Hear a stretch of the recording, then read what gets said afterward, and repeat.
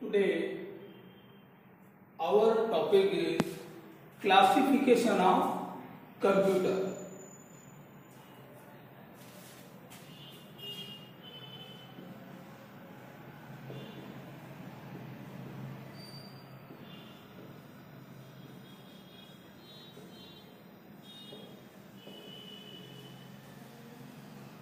Classification of computer. Computer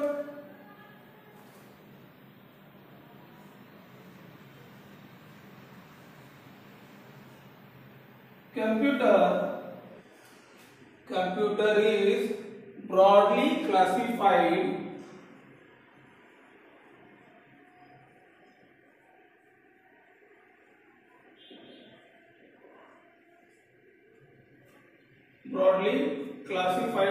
their speed,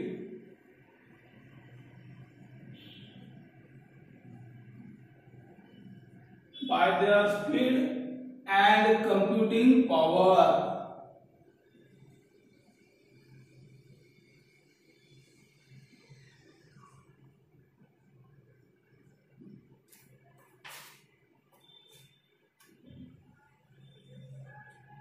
Classification of computer. Computer is broadly classified by their speed. I repeat, computer is broadly classified by their speed and computing power. Computer का classification यानी विश्लेषण अगर हम लोग करते हैं, computer higher कौन सा है, लोअर कौन सा है, मीडियम कौन सा है, इस तरीके का अगर हम लोग क्लासिफिकेशन अगर करना चाहते हैं और अगर देखना चाहते हैं तो वो क्लासिफिकेशन किसके आधार पर होता है? कंप्यूटर के स्पीड, उसका वेग कितना है, वो कितने स्पीड में काम करता है, और उसका computing power,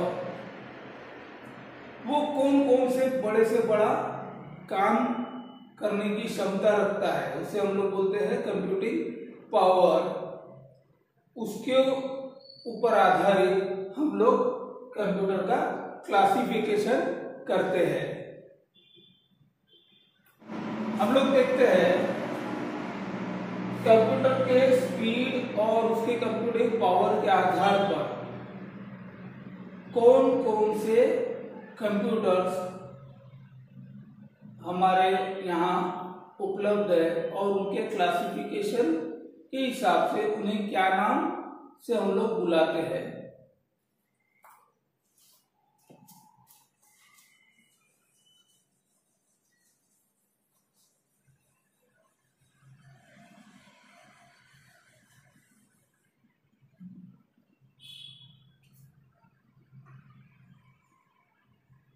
micro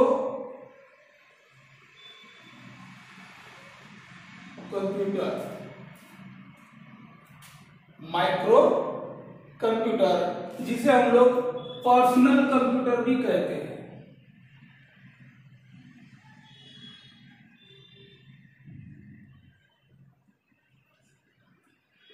micro computer या पर्सनल कंप्यूटर जो आजकल ज्यादा से ज्यादा घरों में, ऑफिसेस में पाया जाता है, हमें आसानी से मिलता है, इसे हम लोग बोलते हैं माइक्रो कंप्यूटर या personal computer. It is a single user, it is a single user computer system having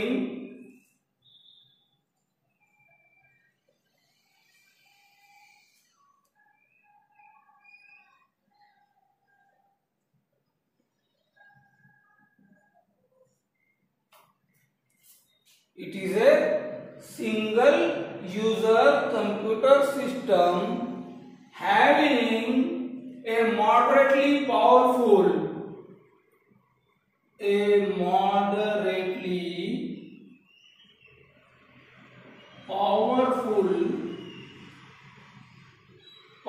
what? Microprocessor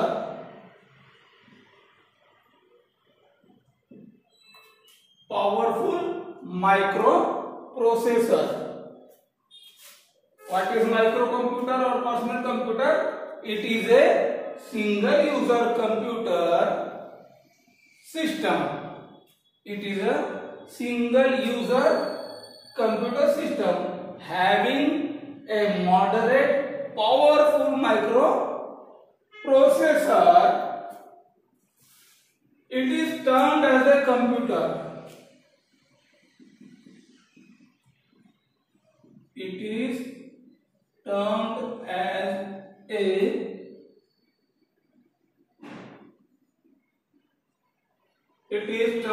a computer that is equipped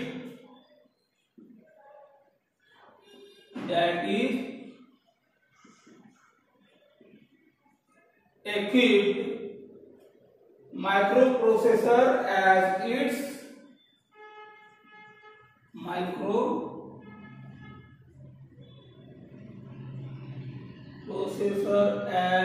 its CPU. It is a single user computer system having a moderate powerful microprocessor. It is termed as a computer that is equipped microprocessor as its CPU. Microcomputer क्या होता है कि एक single user, एक व्यक्ति ही उसे उपयोग कर सकता है और उसमें एक माइक्रो प्रोसेसर लगा होता है, जो माइक्रो प्रोसेसर को हम लोग सीपीयू भी बोलते हैं। Equipped microprocessor as its CPU, उसके सीपीयू में ही वो माइक्रो प्रोसेसर इक्विप्ड होता है, अवेलेबल होता है। Micro computer it is a single user computer system having a moderately powerful microprocessor. It is termed as a computer that is equipped microprocessor as its CPU.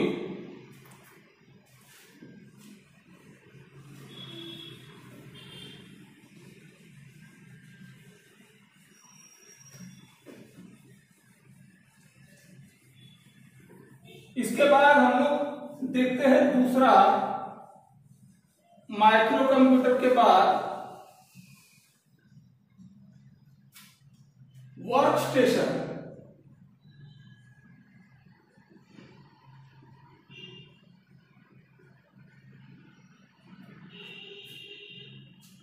Micro processor के बाद classification अगर हम लोग करते हैं computer का, तो वो है सेकंड है वर्क स्टेशन। अब वर्क स्टेशन क्या है? It is also single user computer. It is also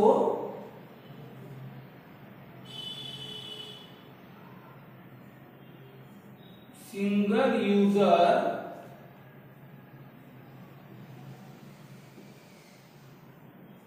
computer. Work station is also a single user computer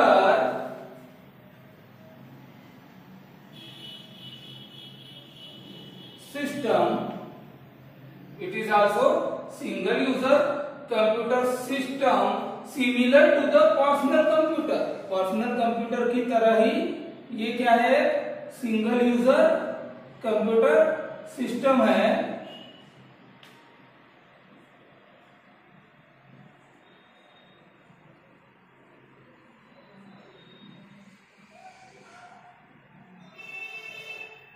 Similar to the personal computer, लेकिन इसके अंदर जो माइक्रो प्रोसेसर होता है वो माइक्रो कंप्यूटर से ज्यादा शक्तिशाली या फिर पावरफुल होता है। It is also single user computer system similar to the personal computer, however has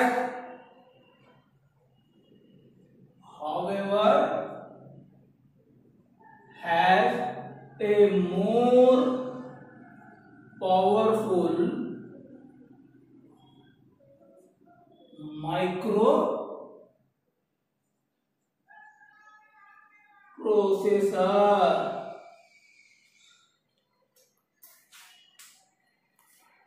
So what is workstation?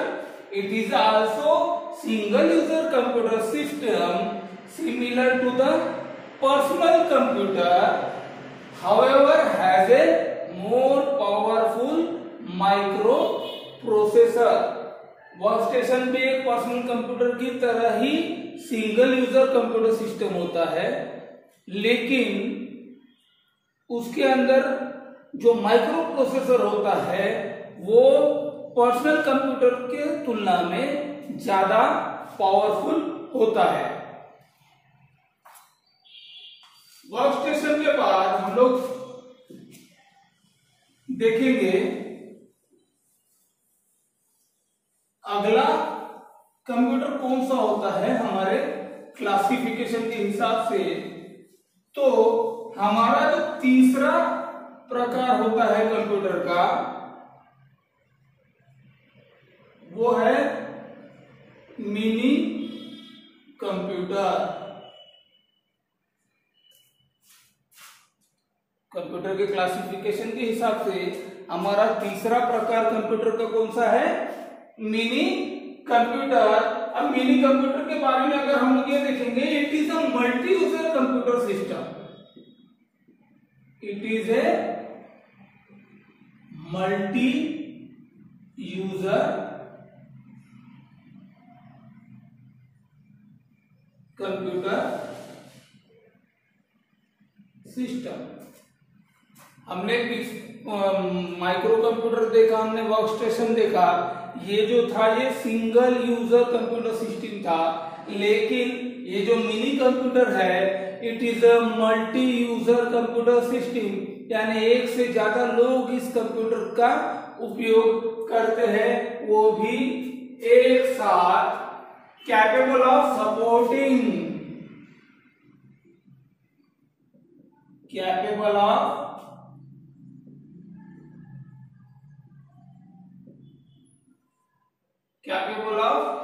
supporting hundreds of users,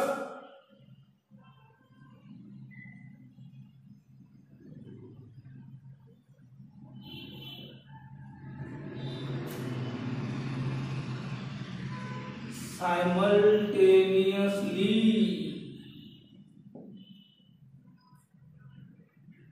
mini computer क्या है? It is a multi user computer system capable of supporting hundreds of users simultaneously। Workstation पे एक साथ सैकड़ों लोग एक ही समय पर कंप्यूटर का प्रयोग करते हैं, उपयोग करते हैं। उस कंप्यूटर को हम लोग बोलते हैं मिनी कंप्यूटर। वर्कस्टेशन और पर्सनल कंप्यूटर की तुलना में अगर देखा जाए तो मिनी कंप्यूटर जो है ये एक साथ सैकड़ों लोग एक ही समय पर उसका उपयोग करने की क्षमता रखता है, जबकि वर्कस्टेशन और माइक्रो कंप्यूटर ये जो है ये एक समय पर एक ही व्यक्ति को काम करने की अनुमति देता है या क्षमता रखता है। इसके बाद हम लोग अगला अगर देखते हैं कंप्यूटर का प्रकार कौन सा होता है, किस प्रकार का कंप्यूटर होता है, तो वो है main frame computer.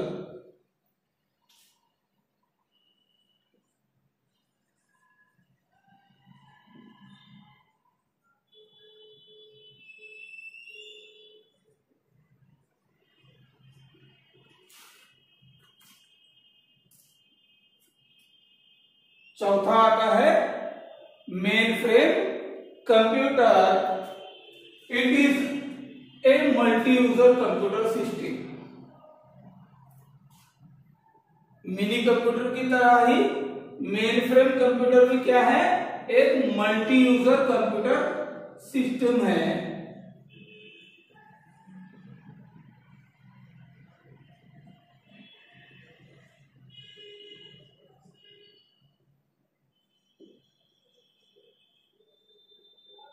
It is a multi-user computer system capable of supporting hundreds of users simultaneously. Capable of hundreds of users simultaneously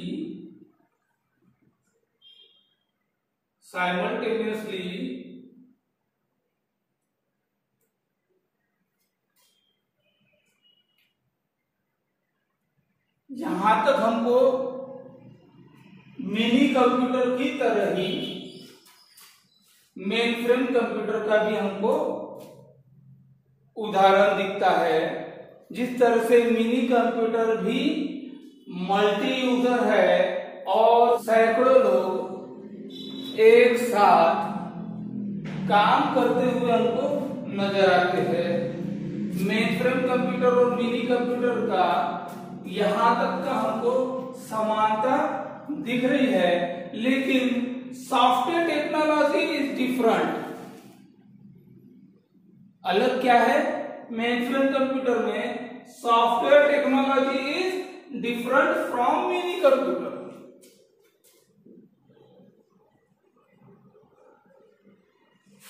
software technology is different from mini computer. बाकी के कार्य हमको नजर आ रहे हैं मिनी कंप्यूटर के बराबर ही है। मिनी कंप्यूटर भी मल्टी यूजर है, मेन फ्रेम भी मल्टी यूजर है। मिनी कंप्यूटर की क्षमता सैकड़ों लोगों को एक साथ काम करने की होती है, तो उसी तरह से मेन फ्रेम में भी क्षमता होती है कि एक साथ उस पे सैकड़ों लोग एक ही समय पे काम करते हैं।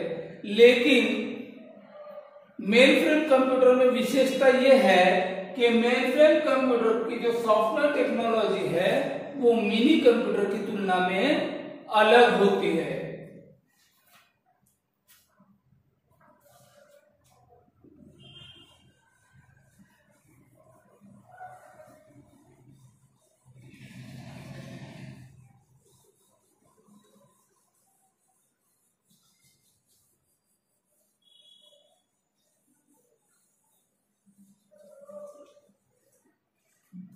इसके बाद हम लोग देखेंगे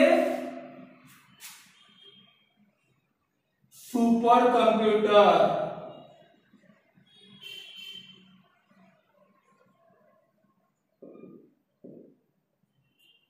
इसके बाद हम लोग देखेंगे super computer.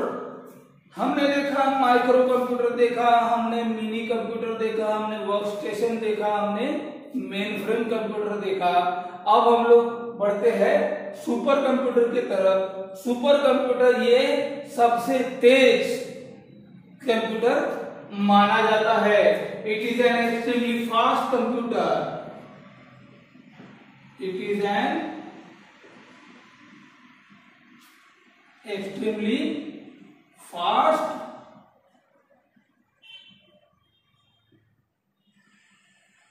computer which can execute hundreds। Fast क्यों माना जाता है इसको? which can execute hundreds, what hundreds? executions। it is an extremely fast computer which can execute hundreds, which can execute hundreds of millions।